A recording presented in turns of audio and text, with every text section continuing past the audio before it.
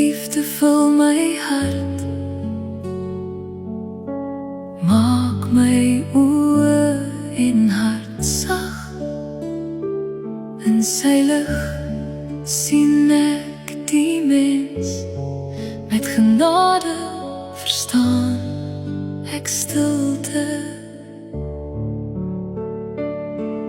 Uit liefde kies ek om stil te wees, om te luister, om te leer.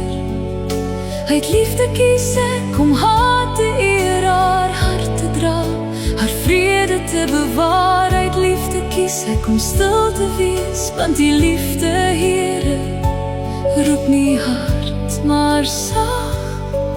En die liefde wil ek uitleef. Here, ek het U lief en daarom kan ek ander ook verstaan. Gees nie dinge nie, dis soms om te gee wat die oog nie sien. Dis stilte, dis respek, vertroue en stil vrede.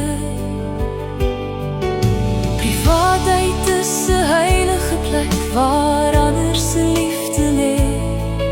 Ek sal dit bewaar en hulle opdra in my stille gebed. Uit liefde kies ek om stil te wees, om te luister, om te leer. Uit liefde kies ek om haar te eer, haar hart te dra, haar vrede te bewaar. Uit liefde kies ek om stil te wees, want die liefde, Here, roep nie hard, maar sag. En die liefde wil ek uitleef.